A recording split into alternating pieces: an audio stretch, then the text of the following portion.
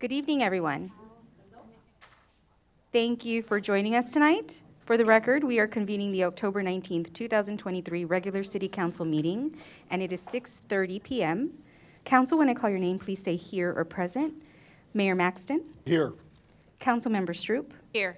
Councilmember Roden, Here. Councilmember Kerner, Here. Councilmember Parker, Here. and Councilmember Menchow. All members are present and a quorum is declared. Thank you, Amanda. And would everybody please stand and join me in the Pledge of Allegiance? I pledge allegiance to the flag of the United States of America and to the republic for which it stands, one nation, under God, indivisible, with liberty and justice for all. Thank you. I'd like to welcome everybody to tonight's meeting. As a reminder, we are live broadcasting the meeting. If you do get an opportunity to speak as part of the meeting, I ask that you use the mic that's up here at the podium. That way those that are online listening to the meeting will be able to hear your comments. And when you do get the opportunity to speak, please introduce yourself and whether you're a Fair Oaks Ranch resident or not. And with that, we'll move on to citizens to be heard. And Ms. Graham. Christine Graham, Fair Oaks Ranch resident, Sutterfeld Estates.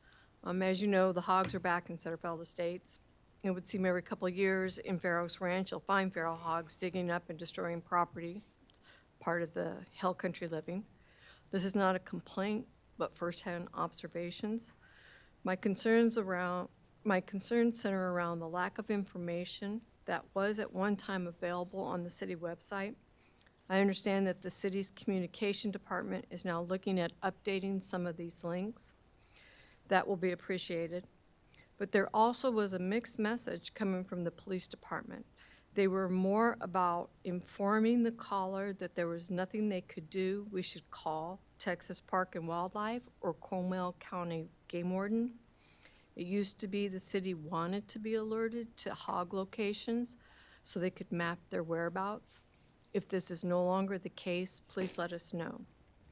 In my community of Sutterfeld Estates, we also have the additional worry that the feral hogs running at 6:30 in the morning in someone's front yard, not afraid of the homeowner, was not very far from a bus stop full of children. Could be a disaster waiting to happen. There are a lot of folks walking their dogs or jogging at this time of the morning as well. I was shocked when I reached out to the Comal County Game Warden and he told me I could do whatever it took to get rid of the hogs as long as I didn't poison them. I know discharging a firearm within the city limits is illegal, but someone else might not or may not care. One of my neighbors has identified where some of the hogs most likely are coming from, and that would be the Cibolo Creek Community Church property that abuts Sutterfeld. Hopefully some form of action can be taken for everyone's safety.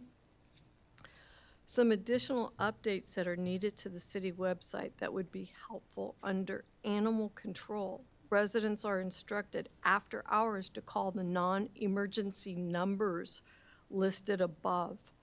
There are none non-emergency numbers listed on the site.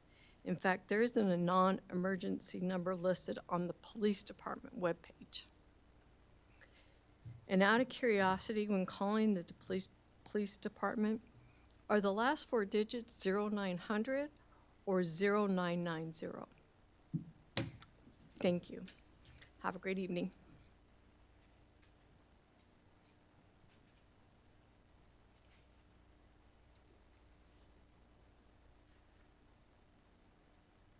I was going to look up the number real quick.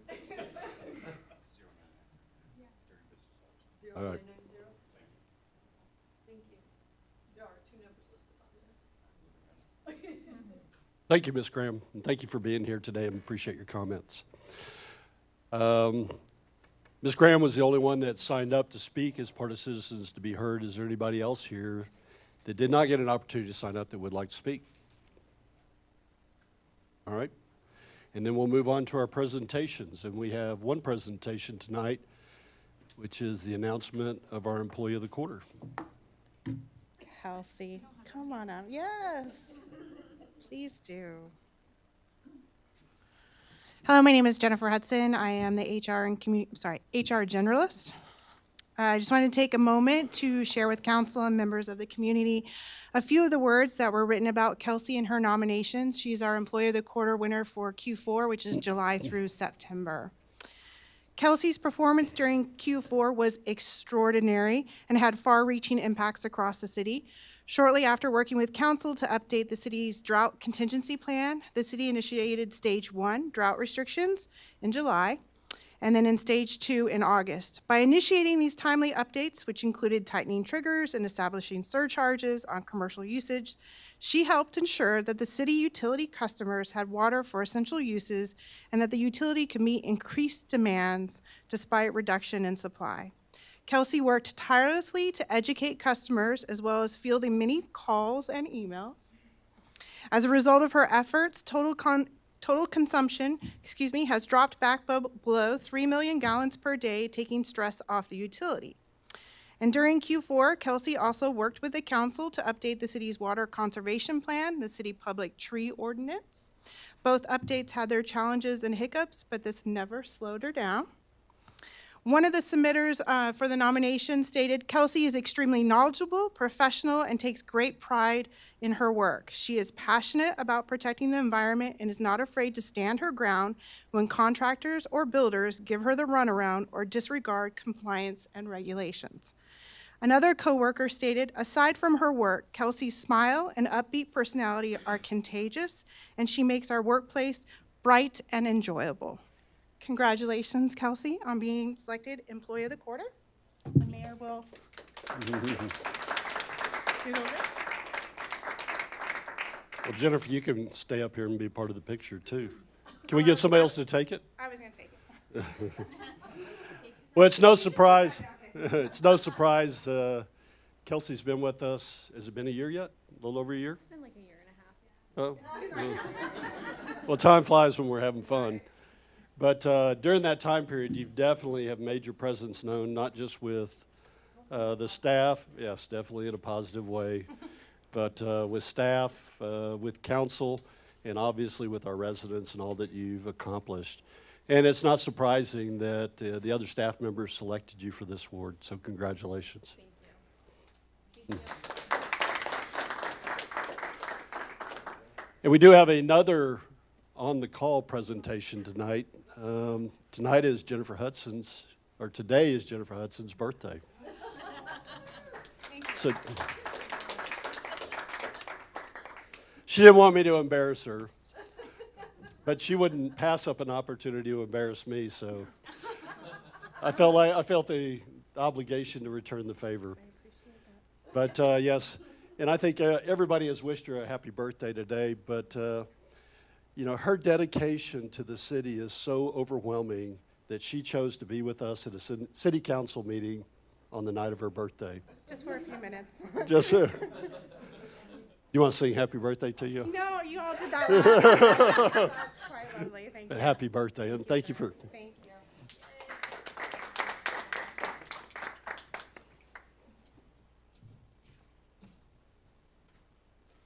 And with that, we'll move on to our consent agenda tonight. We have one item on the consent agenda, which is the approval of the October 5th, 2023 regular city council meeting minutes. Is there any council member that would like to remove this to consideration? Okay, could I get a motion to approve the consent agenda? From Chesley in a second, I'll second. and Laura. All in favor of approval of the consent agenda, please say aye. Aye. Any opposed? The consent agenda is approved. Thank you. We'll move on to our consideration and discussion items tonight. We have 3 items on the agenda. The first is the consideration and the possible action approving a resolution of the City Council of the City of Fair Oaks Ranch supporting the Texas Department of Transportation on the FM 3351 expansion project between I-10 and State Highway 46. Good evening. So tonight's agenda item is for your consideration is of approving a resolution affirming the city's support of TxDOT's various project development activities on FM 3351 or Ralph Fair Road between IH 10 and 46. The project hopefully will address the congestion and improve safety and mobility. That's their goal on this project. The resolution, very important part of it is it provides us a seat at the table where our voice can be heard. So we hope you will approve this resolution, and the mayor and Mayor Pro Tem are part of this table at the moment, so I will cede the floor to them in case they have something they would like to add, or if you have any questions about the TxDOT project. Do you have anything you wanted to add, or? No, I just wanted to see what questions there were going to be. Bottom line, TxDOT's doing a feasibility study on FM 3351 Ralph Fair Road. There are no plans in what's going through our city right now on any development or any expansion that will occur with that. What the seat at the table provides us is the opportunity to be a part of the planning process so that we have a voice as part of that planning and can voice our concerns of what we would like to see in the expansion project as it comes through our city. The resolution is basically our commitment to be a part of that planning committee and asked for by TxDOT to support the committee with a resolution. So that's what we're doing tonight.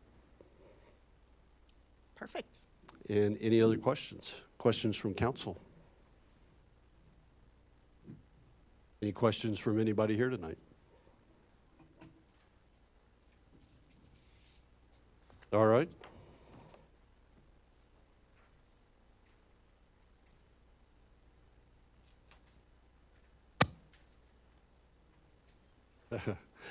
Then could I get a motion to approve a resolution of the City Council of the City of Fair Oaks Ranch supporting the Texas Department of Transportation FM 3351 expansion project between I-10 and State Highway 46? So moved.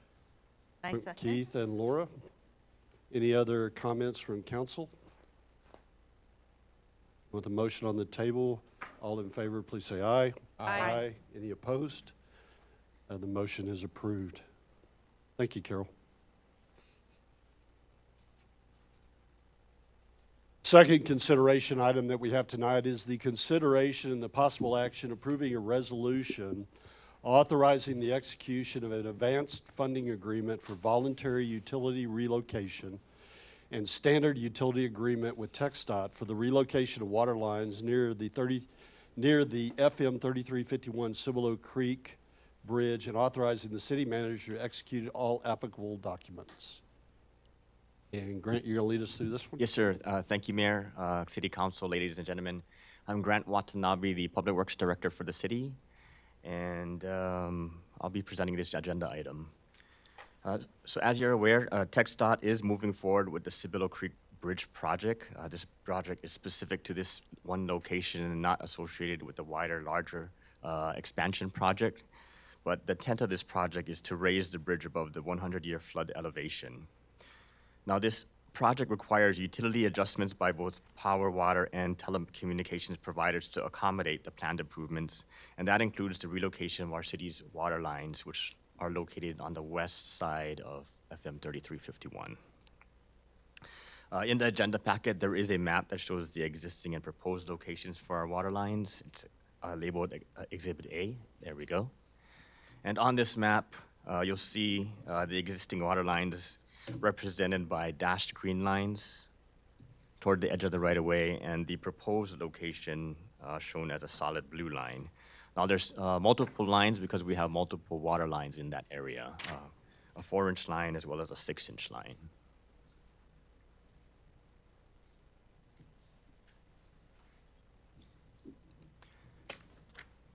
Good.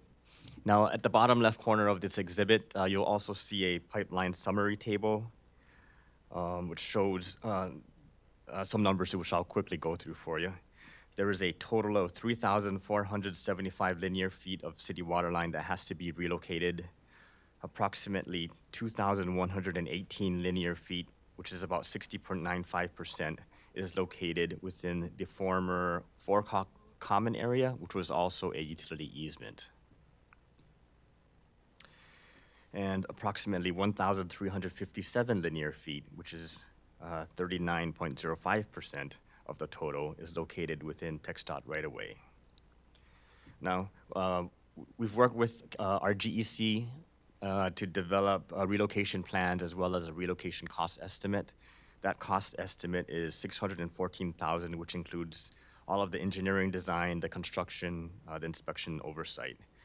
And since a portion of the city's water line is located within a utility easement, the relocation of that portion that is within the former easement is eligible for reimbursement by TxDOT. So essentially, TxDOT will cover 60.9% of the cost of relocating our line, and that leaves the city's cost share at 39.05% of the cost. A copy of the advanced funding agreement as well as the standard utility agreement are included in the agenda packet as exhibits B and C. And I do want to note that these agreements are different, separate and independent from the past agreements that we've executed with TxDOT. If we recall back in December of 22, the city did release its interest in utility and well access easements for compensation in the amount of $90,000, a little bit more than $90,000. And then back in January of 2023, the city did execute an agreement to contribute right-of-way funds in the amount of $77,000. And that was required by Title 43 of the Texas Administrative Code, and it kind of represents 10% of the right-of-way acquisition costs which the city is required to contribute toward. Yes, ma'am. So looking at this, just a quick question. It's showing the green as the existing, and like you said, the blue is the proposed. So it looks like to me we're moving it closer to the two-lane road. So if we expand, or if Ralph Fair expands there, are we going to have to relocate them again? I'm confused as to why we would move it closer to the road if there's a possibility we need to expand and then have to move them again.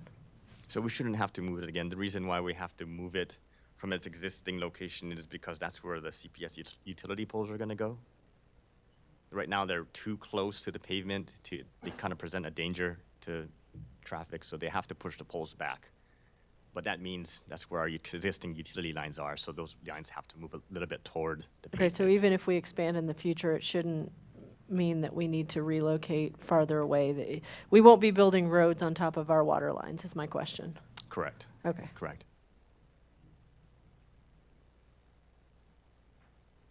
Anybody else? I do have, just maybe clarify something for me, Grant. This, on this table down here, so within the TxDOT right-of-way, the 39%, so why do we pay for that portion if it's in there right-of-way? Is that because we shouldn't have put our lines there to begin with, or? No, utilities are allowed and I guess have a right to occupy right away. Okay. But our rights are, I guess, lower than TxDOT's rights when it comes to the traveling public. So when they require us to relocate within the right of way, that's our cost. But if we're located in a designated utility easement, then in those cases, TxDOT will pay. There's a slight difference between the two when you're in an easement and when you're not in an easement. Okay. And I had another question. If they ever decide to expand 46, Ralph Fair to 46, are they going to tear down this bridge and expand it again? I mean, how are they going to deal with that? I'm just curious, to tag on to Chesley's question. So the bridge is being designed to accommodate a future expansion. It It'll is? have a median, and it'll have a shared use path on one side and a sidewalk on the other. So right now, they're going to just stripe it for one lane in each direction, but when they do this larger study and when they expand toward a larger project, they have the ability to create up to 5 lanes Okay. without demolishing the bridge and rebuilding it. Right. Thank you. Yes, sir. Are there any other questions? Okay. I do have one more question, sorry. Do we do the contracting, or who's actually going to do the work? Is TxDOT doing the work to move these Yeah. lines, or are we doing it? By signing these agreements, we plan to joint bid with TxDOT. TxDOT will award the contracts for both the construction of the bridge as well as the relocation of the water line under one contract, and they'll help manage that contract. And then do we pay the full price and then ask for reimbursement for our portion? Is that how the funds would flow? So since TxDOT is awarding the construction contract, our portion, the 39% of the costs of the water line, we'll contribute that to them upfront so they can award the contract. And then since we're fronting the cost for all of the engineering, then they'll reimburse us, because that's our contract. They'll reimburse us 60.95% of that cost. Okay. Thank you.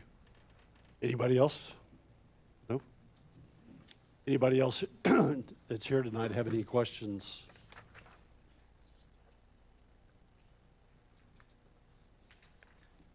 Then could I get a motion to approve a resolution authorizing the execution of an advanced funding agreement for voluntary utility relocation and standard utility agreement with TxDOT for the relocation of water lines near the FM 3351 Cibolo Creek Bridge, and authorizing the city manager to execute all applicable documents? So moved. Scott? And a second? Chesley? Any other comments from council? With the motion on the table, all in favor, please say aye. Aye. Any opposed? The motion is approved.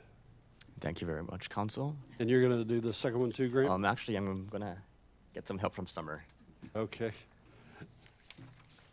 The third item, which is related to this project, is the consideration and possible action approving the first reading of an ordinance adopting fiscal year 2023-2024 budget amendment. Yes, thank you. I am Summer Fleming, the Interim Director of Finance. So I do have for your consideration the first reading of an ordinance amending the FY 23-24 budget. This amendment would appropriate funds for the just approved advanced funding agreement with TxDOT. And as was discussed in the prior consideration item, the city's portion is $239,912. The Water Utility Capital and Strategic Fund has available $380,778 of unallocated fund balance. So if approved, this budget amendment shown in Exhibit A would appropriate the funds for the project and still leave almost $141,000 in unallocated fund balance.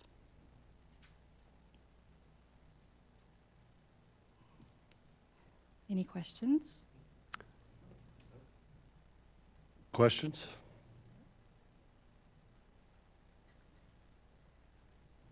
Any questions from anyone here tonight? Then could I get a motion to approve the ordinance amending the 2023-2024 budget? I So, Second. Yep, you have it. All right, Chesley and Keith.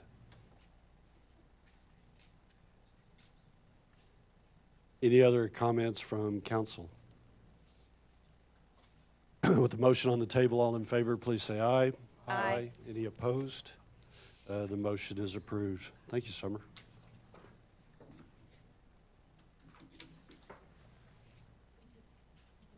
And then we do have one workshop item tonight, which is related to our tree mitigation fund workshop. Yes. Good evening. I'm Kelsey, the Environmental Program Manager. And so in September, City Council approved and adopted a updated fee schedule.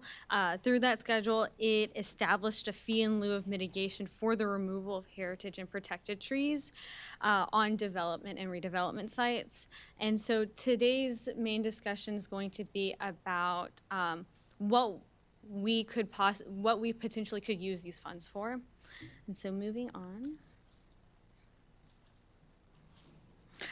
Really quick, so these funds are received through development or redevelopment projects, and so these funds may be restricted for specific purposes as determined by City Council. Such funds would still be subject to appropriation during the normal budget process or by a budget amendment. And so what was approved was an updated fee schedule through the subdivision and land development regulation fees. These are fees that are paid by developers to mitigate the removal of trees through a payment of a fee. So current fee in lieu schedule is for heritage trees. It's for every circumference inch removed, it's $200. And for protected trees, it's $100. And so what we wanted to do was first go through a couple of examples of what other cities are using these funds for currently. And then after that, we'll discuss a few options that we've discussed internally, and then we'll open it up. And should y'all have any questions or any suggestions as well, we'd be happy to hear them. So starting with City of Bernie, they have two specific purposes for their funds it's through the Tree Restoration Fund. The first one is that they establish an oak wilt incentive program. Through this program, there are two different incentives. One is for the removal of dead trees from oak wilt, and the other one is for the treatment of oak wilt as well. Each incentive can be allocated through a reimbursement of up to $1,500, or you can combine it if you need to remove and you need a treat as well, to upwards of $3,000 per year.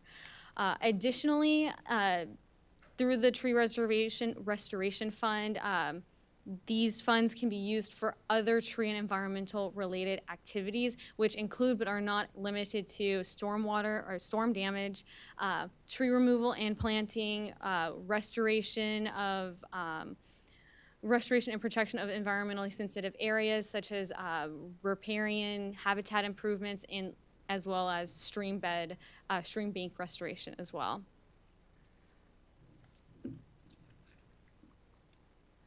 So City of Helotes has a similar oak wilt management program. However, this is a one-time reimbursement of half the total cost of removal, trenching, or therapeutic treatment, up to $500. On top of that, there's also another one where it's reimbursement up to $500 for the planting of new trees that are not susceptible to oak wilt. So any other species of trees to help with diversification of their environment.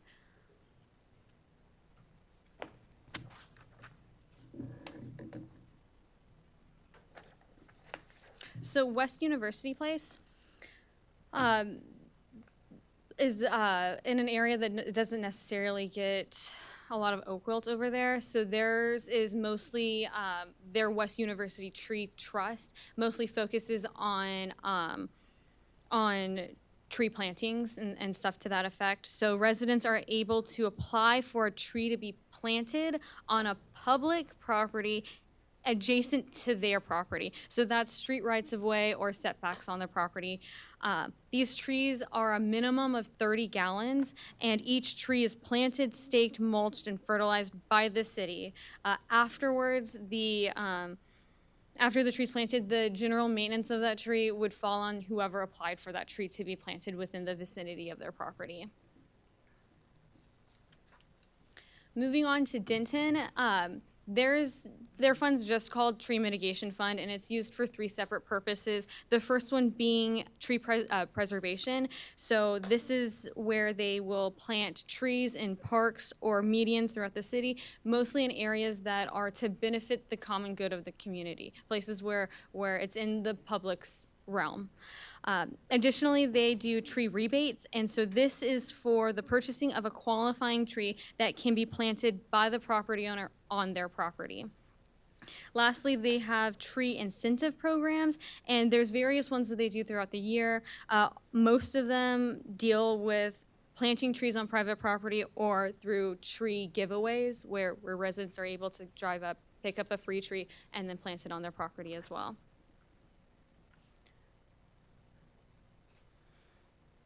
Okay, so moving on to just some possible options that we'd like to discuss. Option number one is straightforward. It's to establish an oak wilt program. And so this would be used as as a financial reimbursement program for the treatment and or removal of oak wilt and oak wilt trees that have died from oak wilt. A cap would be placed on it from anywhere from $5,000 to $1,000 per property per year. Purpose for that is to ensure that funds can be used for multiple properties and sets a standard across the board. Option number two is to use these funds for tree and landscaping purposes. So beautification of public lands, Fair Oaks Parkway, planting new trees and landscaping there and on other on city campus and other public areas, as well as the opportunity to host free tree giveaways, which can be used for Arbor Day celebrations, stuff to that effect. Since we are applying to be a tree city, we would like to do some sort of Arbor Day celebration to get the community involved through possibly doing free tree giveaways. Option number 3 is basically a combination of 1 and 2, all with the specific purpose through tree preservation and landscape preservation. So a portion of these funds can be used to start an Oak Wilt program, as well as using these funds for landscaping, tree planting, and tree giveaways and stuff to that effect. And then the last option is for multiple purposes. So it's all 3 options. Plus, it would not limit the use of these funds for other city projects. So these funds would be used at the discretion of city council and/or city manager for all of the first 3 options, in addition to drainage improvements, conservation easements, and other city projects as such. I'm burning through this, I'm sorry. No, it's fine. Oops.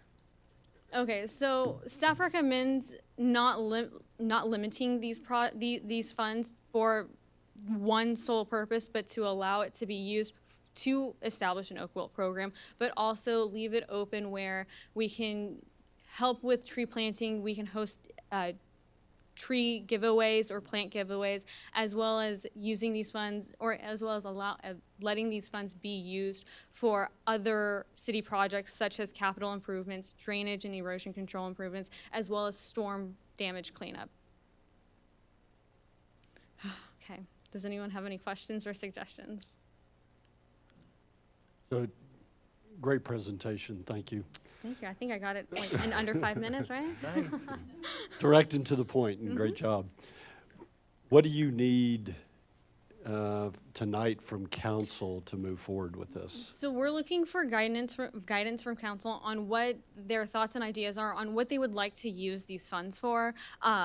Once we kind of get an idea of what y'all are leaning toward and what y'all are looking to use these funds for or allocating them for, we'll come back with a policy and/or ordinance for your consideration. Sure. Great job, Kelsey, thanks. I would like to lean more towards, we can use the money as we see fit for whatever tree program that we need to work it for. Instead of trying to narrow it down to a 1, 2, or 3, let's keep the money available within reason to do public spaces, to encourage mitigation of Oak Wilt, use it, have that Absolutely. fund available. But there's also, I've seen in other communities where the tree programs become a big community involvement day, right? On National Arbor Day, we get the city involved, for instance, that kind of thing. And we can perhaps get other organizations like the Boy Scouts or Girl Scouts involved with handing out the trees and that kind of thing. I know that it's something that that the kids did in school years ago, but I think it's a great thing to get the community involved in this program as well. Oak Wilt mitigation is really expensive, and I think that anything we can do to go ahead and help the homeowner, you never know what your brother's doing next door, to go ahead and mitigate that so that we don't have the problem spread. We need to be able to use those funds as well. So I'm all for a pot of money and using it as we need to. And I know that we're looking at the entrances to the city. There may be some places that we could use some of that funding as well. Absolutely. Thank you. Anybody else? I agree with Scott. I think having the ability to use it for multiple different Purposes. is a great idea. And I know that we've heard from a lot of residents over this past year about the Oak Wilt problems. And so I think having an Oak Wilt program of some sort to assist with the treatment not only benefits that particular homeowner, but it is going to benefit many other people, you know, in all of the areas around them. So I think option 4 would be my preference. Anybody else? Oh, I also agree with option 4. The part that caught my attention was the storm cleanup. And, you know, it's supposed to be a harsh winter again. And so there's that potential that we would have Absolutely. to clean up after the storm again. And even in the case that we had last year, we had some reimbursement from FEMA. It wasn't everything. Right. Most of it we paid for. I think I would like to see something written in the program about how much would be allowed for use for Oak Wilt and how much is set aside for others. Because knowing how many people have Oak Wilt problems and how much it costs, all of the money can be gone very quickly if it was all just used for Oak Wilt, when we also should probably set aside some for the landscaping and storm cleanup that we know we're always going to have to do. So I think I'd like to see that in there and kind of get a better idea of how we will decide the allocation of that Oak Wilt program. Is it like first come, first serve? I'm not sure how other cities do that. Yeah, so most of it's through like an application process, and I believe it's an allocation of, y'all would allocate a certain amount to that fund, and then from there it'd be on a first come, first serve basis. It's also, the amount that we have will also be very dependent on development and redevelopment, who pays into it. So this wouldn't necessarily be something that would be a set amount per year. It would be something that would be funded through the budget cycle. But I do have a question when you say that. Does it have to be? So what we're saying is, so say we do want to set aside, I don't know, $10,000 a year for this fund out of our budget. And if we don't get $10,000 worth of fees in, could we still budget so that it has that full amount? Yes. Yeah. Okay. Because then We it's a could. little bit easier to plan with a program where you know how much money you're going to have, right? So it would be essentially in the budget cycle saying, hey, this program gets so much money, it'll be offset by fees as much as it could be, but if it's not, we're automatically saying it would be covered. Okay, good. I'd like to see that option too, see what that would look like. I don't know, and I don't know how much, 10,000 was just a number, that's not real, okay. I had the same thoughts and concerns, I guess, as Laura. I like option 4. I like giving having all these options, but I would like to have the rules and regulations put in front of us so that we can see exactly what that means and the disbursements for the thing. I also really like Scott's idea of, if we get our community involvement together and hand out trees and all of those things. So if we can pre-budget that, and then if it doesn't come in, have that money set aside, at least we know where we can be. So had the same thoughts and concerns.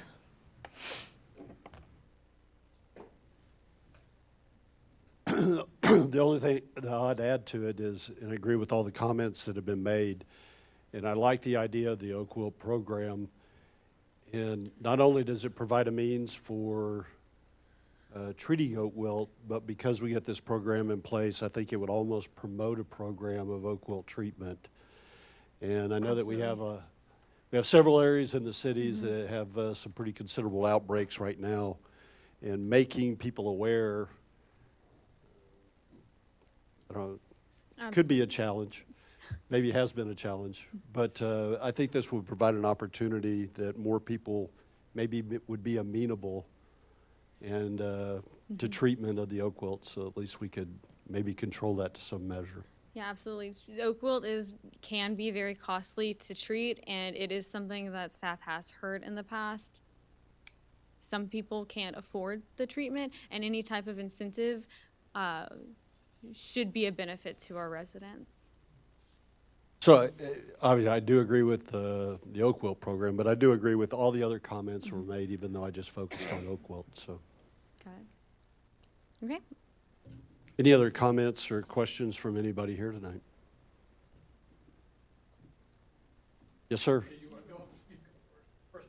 Hey, sir. Would you mind speaking from the podium? Reading my mind. Gary Graham, Sutterfeld Estates. Great presentation, by the way. Thank you. Has there been studies, wilt management studies, that show success rates, what works, what doesn't work? So Texas A&M Forest Service does a lot of mapping, and so they map for us every year or so. They'll come out and remap it. When it comes to success rates of treatments, I can't give you a good answer on that. Yeah, I was just curious. But there's a lot of scientific studies out there, and arborists have their own success rates as well. So I think it's very dependent environmentally where it's located, how far gone the tree is, and when it's caught. If it's therapeutic treatment versus preventative treatment, those have two different outcomes as well. Therapeutics, whenever it already is eliciting signs, it already has oak wilt, versus preventative, where it can be oak wilt's approaching and they're able to treat these trees prior to oak wilt getting there through a fungicide. Okay, great. Thank you. And then do we have like a state of the union of where we're at right now with just an assessment of the oak wilt in the city? So the map is updated as we get notice of we work in coordination with Texas A&M Forest Service. So they come out every 2 years. They came out last summer. They'll come out again this next summer. But in the meantime, staff, whenever we get reports of treatments in oak wilt centers, we'll update that map, and it's updated on a fairly regular basis. Right now, I think it's a little outdated. We just received the newest amendments to it last week, and so that should be on the city's website tomorrow or on Monday. Good deal. Now, last question is, you said the funding comes from developers taking down the trees, is that right? Yes, so this is a fee in lieu of mitigation. It's where if a development comes in or a redevelopment comes in and they're unable or it's infeasible for them to replace the trees that they cut down on their property or on a neighboring property, they're able to now pay a fee in lieu, and so it's $200 for a heritage tree. The larger the tree is, the more it costs. So for an example, a 42-inch heritage tree is about $26,000. Yeah, so it's Very good. Sounds good. quite Thank you. costly. Appreciate Thank it. you. And I do agree with council's position on this, so thank you. Thank you, sir. Thank you for your comments, too. Anybody else?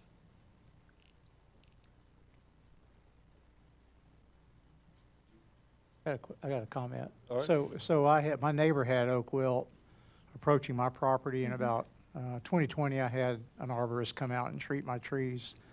And you and I talked about this recently. I had him come back out to check them, and of course, it's moving through the next neighbor's yard as well. But I was really pleased when he looked at my trees. He said our treatment was timed properly because Good, my yeah. trees have gone through an oak wilt attack, and they have survived, and they're actually doing very well. So I do know if you treat them right, that we can beat this Absolutely. thing. So, and I asked him if I needed to have retreatment. He said no. So we were in good shape. So I think some kind of program would be very beneficial. Yeah. News story? Anybody else? Kelsey, did we provide you everything that you needed to move forward? You did, yes. Thank you very much. All right. Thank you very much. Thank you.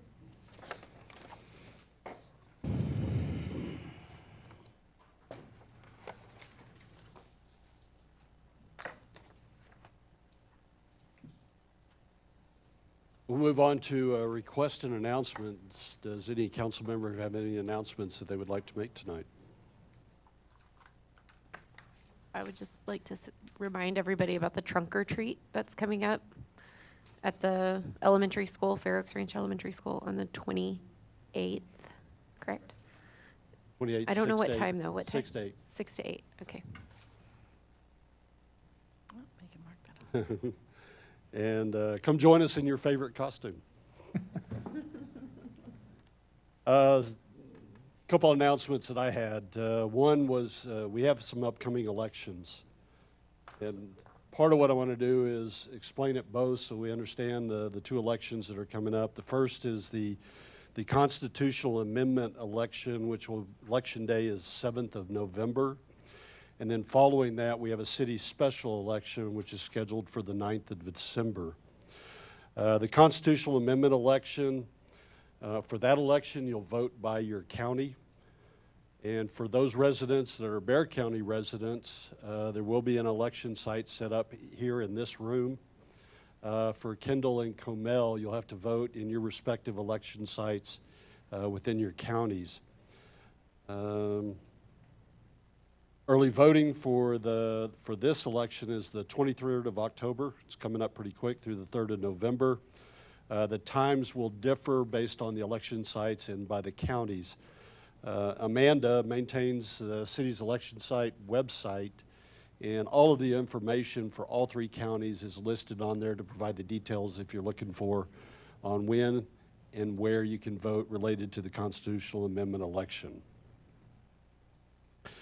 Then following that, we do have the city's special election, and for that, all 3 counties will vote here in the room that we're currently in, or they also will have an election site in the Kendall County Courthouse Annex, and that will be available for all the Fair Oaks Ranch residents, no matter which county you live in. And early voting for that election will be the 27th of November through the 5th of December. And with all that, any questions? There's a lot more information to it. I was trying to give the basics. And just so you're aware that when we talk about election, there are 2 elections that are coming up before the Christmas time period. And with that, I had one final announcement that the city council meeting that is scheduled for the 2nd of November has been canceled. And that is due to early voting for the constitutional amendment election being here in the room. And so after tonight's meeting, our next meeting will be conducted on the 16th of November.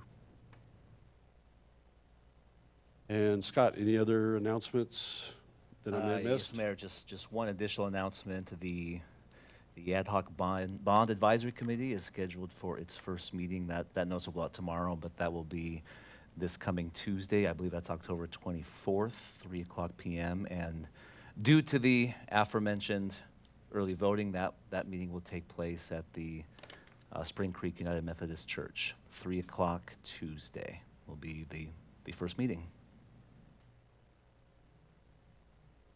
Thank you, Scott. Is there any agenda items that any council member would like added to a future council meeting? Nope. Okay. We will be going into executive session tonight pursuant to section 551.101 of the Open Meetings Act, Texas Government Code. A quorum of the governing body hereby convenes into closed session, and we'll do this under section 551.071, consultation with attorney. And this will be to receive legal advice from special counsel and the city attorney regarding the city's groundwater rights. And then we'll also be going in under section 551.074 under personnel matters, and directly related to the city council will meet in closed session pursuant to Texas Government Code, section 551.074, personal matters, to deliberate the process and options for filling the vacancy of the city manager. And Amanda, I have the time now is 7:19, and we are going into executive session. And for the first portion, council.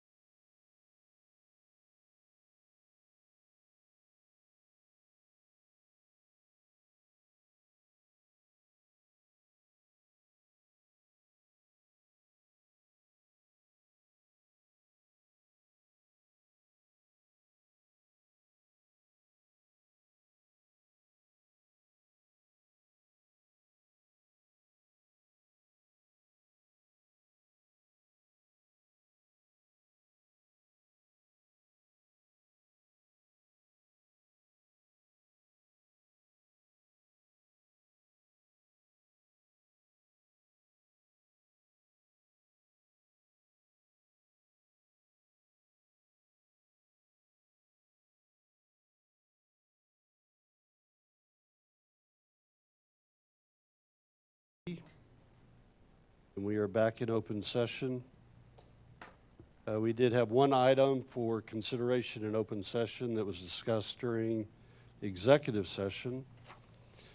And with that, I'd like to make a motion to hire Scott Husengay as the city manager for the City of Fair Oaks Ranch with a contract effective on 20 October 2023, and also authorizing the mayor to sign the contract.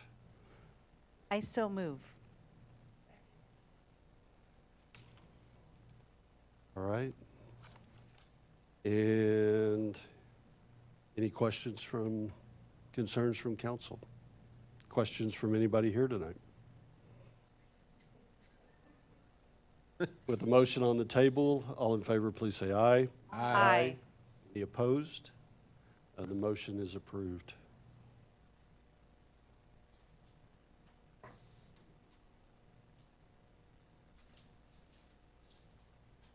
Okay. Anything else from council? Amanda, anything else that we need to cover tonight that we missed, or? All right. And Scott, anything from you? Thank you. Nothing further. And I have the time now is 9:45 and we are adjourned.